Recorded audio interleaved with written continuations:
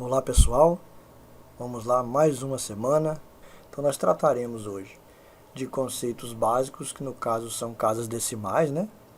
É muito importante a gente saber trabalhar com casas decimais, principalmente o pessoal que trabalha com contabilidade, pessoal de custos, saber quantas casas nós temos que usar para fazer nossas contas, enfim. O Excel nos dá uma série de funções que nos ajudam a trabalhar, a travar, a truncar, a dimensionar, a arredondar essas casas decimais. Vamos passar as principais. E também vamos falar de conceitos avançados, que é o cálculo feito entre matrizes. Vejam bem que a gente já falou de funções matriciais em outra videoaula e de fórmulas matriciais. Hoje a gente vai falar do cálculo feito entre matrizes, ok? E também a gente vai construir um pequenino dashboard, bem pequeno mesmo, com as principais funções de automação e pesquisa e busca, né, que é índice e CORRESP. Pessoal aí que gosta do PROC-V e PROC-H, de antemão já digo que não serve para nada. O índice CORRESP faz tudo que o PROC-V e o PROC-H faz e ainda faz melhor. E vamos fazer uma pequena macro, vamos gravar uma macrozinha para poder executar a fórmula de automação que a gente vai criar. Ok? Vamos aos exercícios então. No primeiro exercício, nossa primeira planilha, né, casas decimais, eu deixei um esqueminha aqui para nos lembrar um pouco o conceito de números, né? Números naturais, números inteiros. Então vamos lá. O ajuste dos números nas casas decimais é muito importante nas nossas planilhas, né? E para tanto a gente vai aprender, como eu disse, a utilizar algumas funções para fazer esse trabalho para a gente, de maneira automática, uma vez que a gente definir qual é o padrão que nós vamos querer. Então as funções que a gente vai utilizar aqui hoje são a head, que é para arredondar um número, ok? O arred para baixo, como o nome diz, ele vai sempre arredondar para baixo. O arred para cima, é a contrapartida. O truncar, que até o Excel 2007, se eu não me engano, ou anterior, era trunc. No 2010 e no 2013 já é truncar, o nome da função. E a função int, que é para transformar um número em inteiro. Ok? Então, antes de falar da função head, né, que é o arredondar, vamos falar dos números, como os números naturais estão dispostos. Então aqui eu gerei uma pequena reta, certo? Os números estão dispostos da esquerda para a direita, ok? Nesse sentido. E quanto mais à direita, maior é o número, né? O menos 4 é menor que o menos 3, que é menor que o menos 2, por aí vai. Entre os números, né, entre um número e outro, que no caso número inteiro 1 e número inteiro 2, nós temos os décimos, ok? O que são os décimos? Eles preenchem o intervalo entre os dois números inteiros. Então, entre 1 e 2, tem o 1,1, 1,2, 1,3. Esses são os décimos que preenchem o intervalo entre os dois números. Perceba então o seguinte, para efeito da função arred, por exemplo, o décimo 5, né? 1,5, o décimo 5 é a metade. Então, do 5 para cima, do décimo que começa no 5, passando pelo 6, 7, 8 e 9, a fórmula head vai arredondar automaticamente para cima. Então, se for, por exemplo, 1,5, ele vai arredondar e vai virar 2. Se for 1,6, também vira 2 e assim por diante. E do 1,4 para baixo, a função arred vai jogar para baixo, ok? Só para ficar claro, então do 5 para cima, a função arred vai arredondar para cima, e do 4, do décimo 4 para baixo, a função arred vai arredondar para baixo. Vamos fazer então um teste. Vamos usar aqui a função arred. Nós temos 3 números de exemplo, ó, um terminando com o décimo 7, um 5 e o 2. 3 números. Vamos usar a função arred. Então a gente digita igual para iniciar a nossa função e começa a escrever a head. Ó, repare que o Excel nos deu uma série de opções. Está aqui arredondar para baixo, arredondar para cima. A gente vai usar a arred primeiro. Repara que ele me dá a dica aqui, arredonda o número até uma quantidade específica de dígitos. Então vamos lá, a gente aperta o Tab para poder assumir a função. Ele pede como primeiro argumento aqui em negrito, um número. O número está aqui. Já dei meu primeiro argumento. Então eu ponho ponto e vírgula para passar para o próximo argumento. Quantos dígitos eu quero usar? Bom, já que aqui ele já está com 2 dígitos, eu vou usar um dígito só. Então eu ponho o número 1. Certo? Fecho o meu parênteses e dou Enter. Reparem, ele acabava no 17. 7 é maior de 5 para a direita. Tá vendo? Então ele arredondou para cima. Então 1,37 virou 1,4. A gente arrasta aqui a fórmula para baixo. E percebe o que ele fez. Lembram que eu falei que do 5 para a direita ele arredonda para cima? 3,85 virou 3,9. E o 8,42, o 2 está do 5 para a esquerda, do 4 para a esquerda, ele arredondou para baixo, 8,4. Ok? Vamos fazer a fórmula arredondar para baixo. Então, igual a arred para baixo. Ele vai forçar todos os números a arredondarem para baixo. Dou um Tab para assumir a função. Número. Meu primeiro argumento, que está em negrito, é o número, já coloquei, dou um ponto e vírgula. Próximo argumento em negrito, número de dígitos, a gente acordou que vai ser um só. Fecho parênteses, dou um Enter. Reparem que ele, mesmo sendo 1,37, ou seja, quase 2, ele arredondou para baixo, porque a função arredondar para baixo não interessa, ela ignora a regrinha da função arred, por exemplo. Então basta aqui eu dar o duplo clique e vocês verão que o 3,85, o 5 para ele ficou indiferente, virou 3,8 mesmo.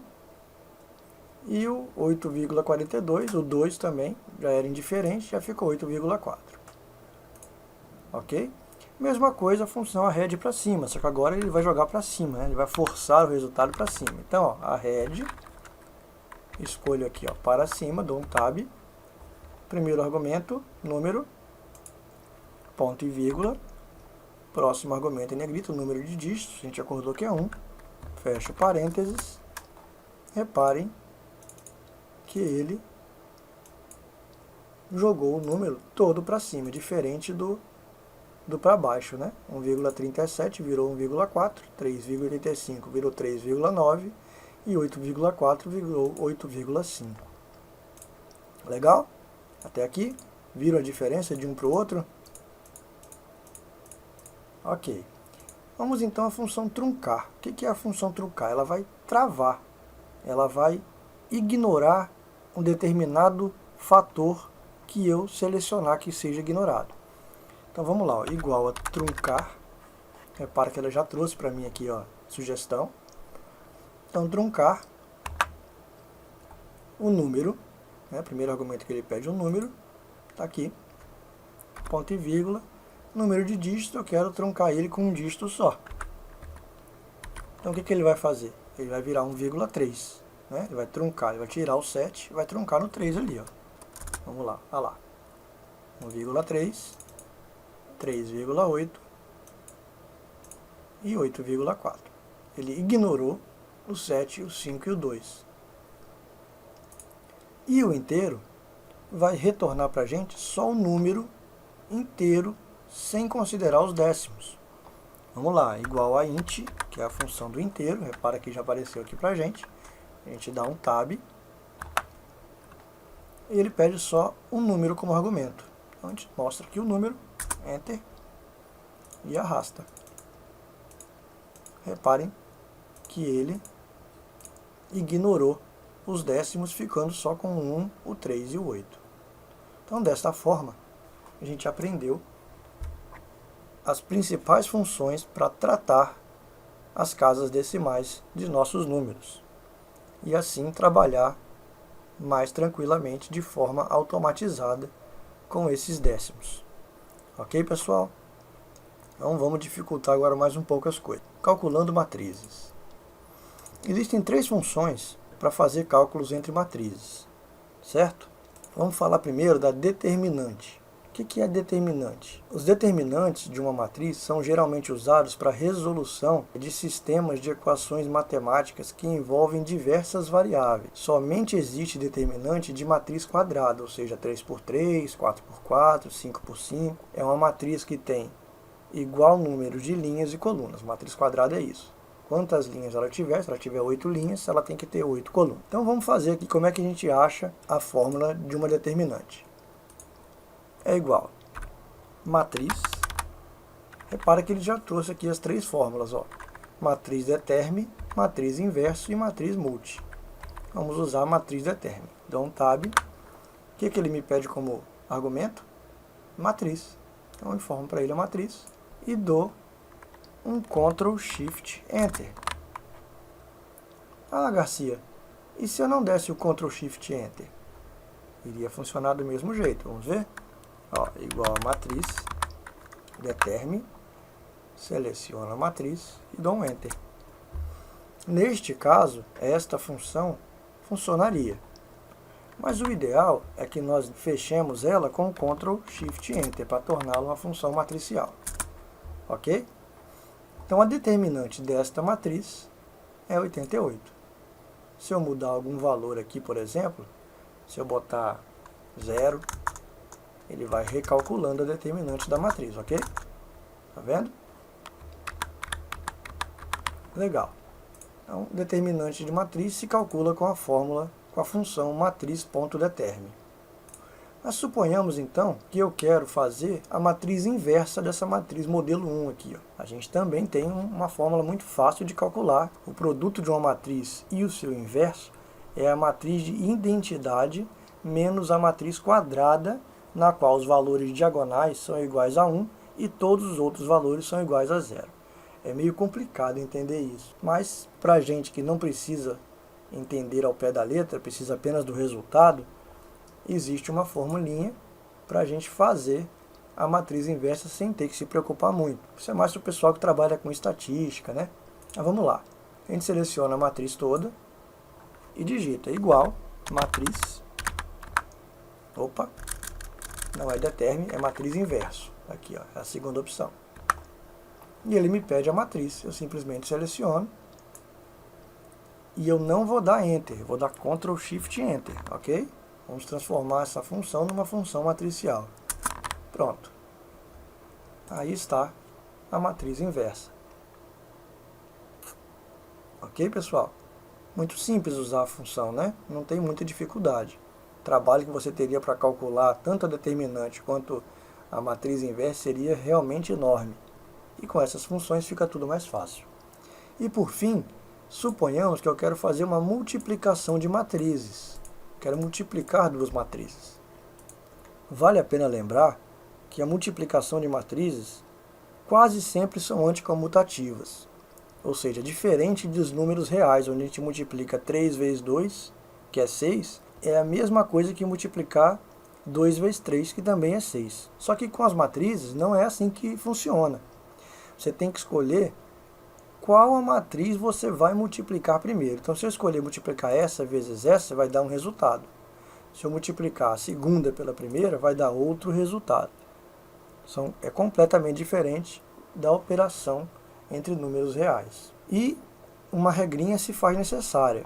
O resultado da multiplicação das matrizes vai ter sempre o mesmo número de linhas da matriz 1 pelo mesmo número de colunas da matriz 2. Isso é uma regrinha e vai acontecer sempre independente da nossa vontade, ok? E como é que a gente faz isso? Mesma coisa, seleciona a nova matriz, onde vai ter o resultado, e começa a escrever igual matriz, tá aqui, ó, matriz multi. Dou um tab, ele me pergunta, ó, quem é a primeira matriz, primeiro argumento, e quem é a segunda. Então, a primeira matriz eu vou pegar essa daqui, ponto e vírgula, e a segunda matriz é essa daqui. Vou dar um Ctrl Shift Enter para fazer minha função matricial, e ele vai fazer a multiplicação da matriz. Mas Garcia, você falou que se eu multiplicar a segunda pela primeira, o resultado vai ser diferente. E vai mesmo. Vamos fazer o teste. Então, ó, vamos botar aqui do lado. É 4 por 4, né? Então, ó, igual, matriz, multi. Agora a matriz 1 vai ser a matriz modelo 2, ponto e vírgula, e a matriz 2 vai ser a matriz modelo 1. Reparem que vai dar resultado diferente. Tá aí, ó. Vamos pegar aqui a formatação para ficar bonitinho.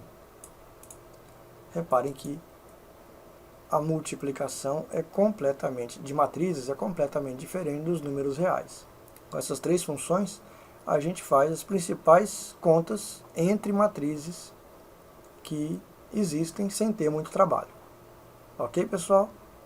E por fim, não menos importante, eu desenvolvi aqui um mini dashboard. Eu já deixei configurado aqui algumas formatações condicionais para facilitar a visualização. Depois eu posso até fazer uma aulinha sobre formatação condicional, que é muito interessante. Mas no que consiste o exercício? Consiste no seguinte: eu quero aqui uma lista para eu escolher a área e outra lista para eu escolher o mês. E quando eu escolher uma área e o mês, eu vou apertar em buscar e ele vai me trazer o valor correspondente ao cruzamento da área com o mês. Ok? Então a gente vai gerar uma macrozinha para buscar, uma macrozinha para limpar o resultado e vamos gerar aqui a lista. Existem basicamente duas formas de gerar lista. A gente pode gerar lista pela guia dados, validação de dados, que é o mais comum, que o pessoal geralmente usa, e também pode gerar lista pela guia desenvolvedor, inserir caixa de combinação. A caixa de combinação é muito mais poderosa e te dá muito mais opção de trabalho com sua lista, ok? Só que não vamos falar dela neste momento. Vamos falar aqui da lista criada pela guia dados, validação de dados. Ela é mais simples. Então, ó, eu venho na guia dados, seleciono validação de dados e aqui em permitir eu seleciono lista. Repare que ele me pede a fonte. Então, ó, a fonte não é a área, as áreas estão aqui. Selecionei a fonte e dei OK. Tão simples quanto isso. Aí está a lista. Mesma coisa para o mês. Dados, validação de dados, lista. E a fonte dos dados dos meses estão aqui, né? Janeiro a abril. Ok. Pronto. Já tenho minhas duas listas e agora eu quero uma fórmula para calcular, conforme eu escolher a área e o mês, me trazer o retorno do valor. Como a gente faz isso? A gente vai usar as funções C para verificar se isso aqui não está vazio e tratar se tiver vazio. Vai utilizar índice corresp para localizar, com base nos dois argumentos de linha e coluna, o meu dado e vai colocar numa fórmula matricial para ele fazer o cálculo para a gente de forma automática, associando isso ao botão buscar e ao botão limpar. Ok? Então vamos já gravar a nossa macro. A gente já aprendeu isso numa videoaula anterior. A gente vem aqui na guia desenvolvedor, repare que tem o botão gravar macro aqui. Vamos usar então o botão gravar macro para já gerar a nossa fórmula e deixá-la gravada. Ok? Então vamos lá, vamos deixar aqui selecionado. Vocês verem a formatação condicional que eu já deixei pronta. Quando eu selecionar a área, a planilha vai marcar essa área com uma cor diferente para mim. Vamos supor que eu selecionei aqui o PIOP. Repara que ele pintou de verdinho aqui o PIOP. E o mês é março. Repara que ele pintou março de verde também. Se eu mudar o mês, isso tudo é uma formatação condicional. A gente pode fazer uma aula depois sobre isso.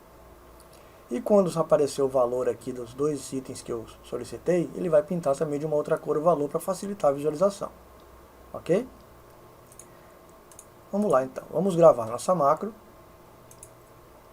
O nome da macro vai ser calculando. Pode botar o nome que vocês quiserem. Se vocês quiserem dar um atalho para ela, eu vou botar aqui Ctrl M. M de Maria.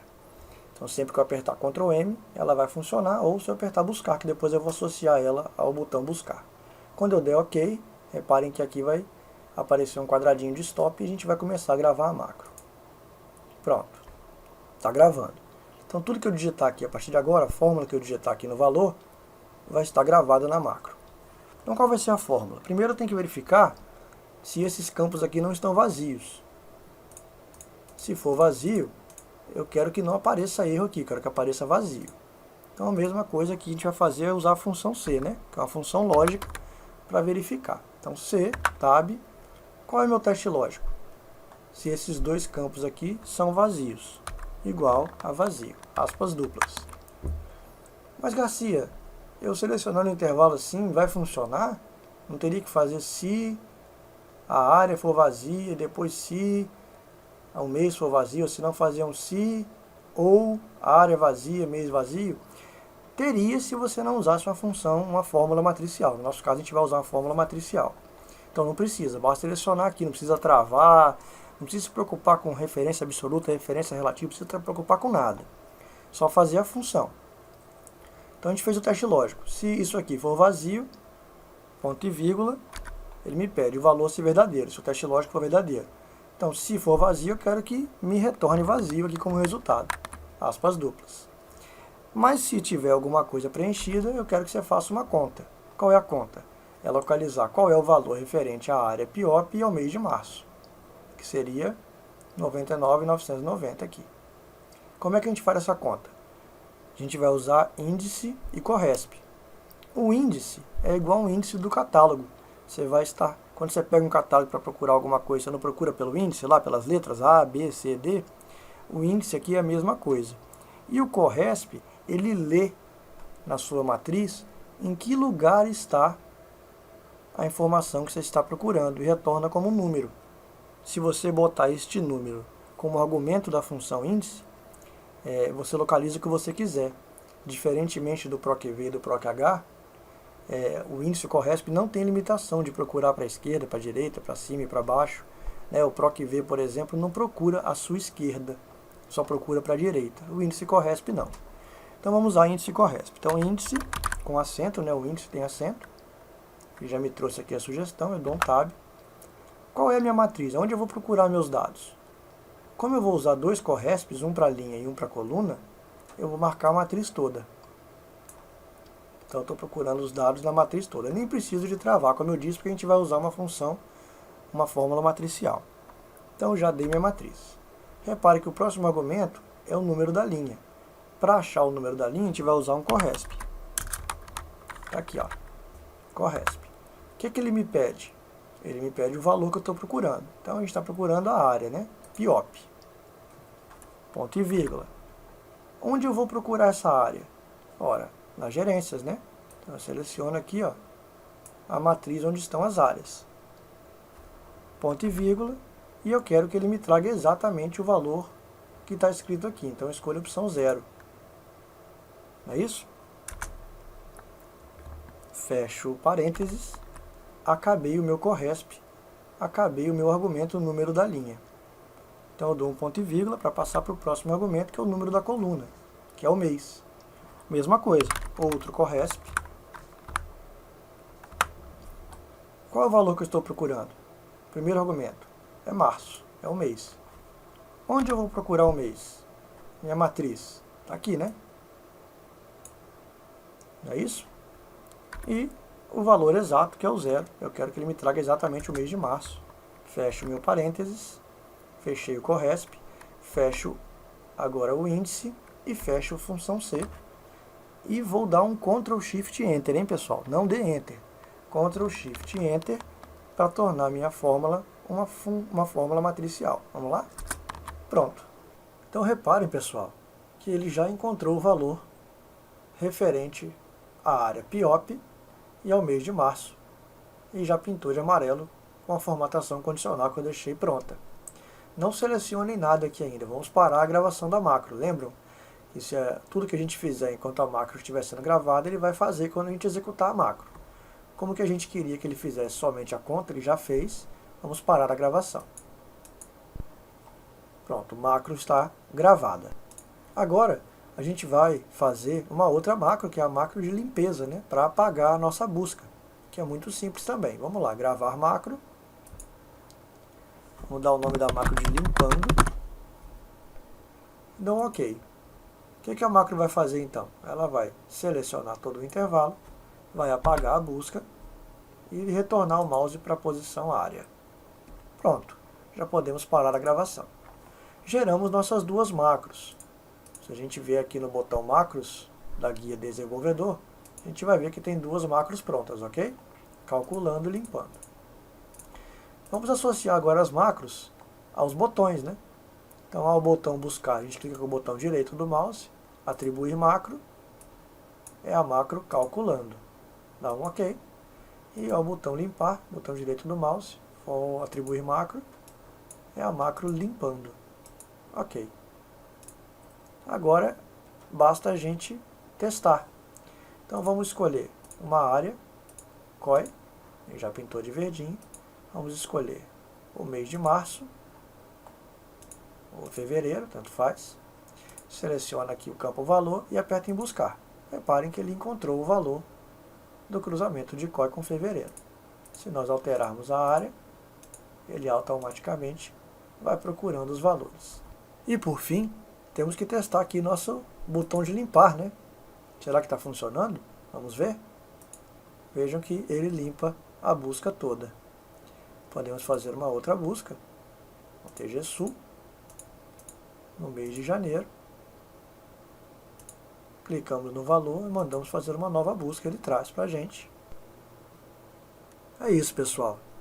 Então, desta forma, a gente chega ao fim de mais uma dica do Garcia. Caso vocês tenham gostado realmente, tenham adicionado alguma coisa ao dia a dia de vocês, às suas rotinas de trabalho, cliquem no curtir logo acima do vídeo. A todos os paneleiros, uma ótima semana, um forte abraço e até a próxima.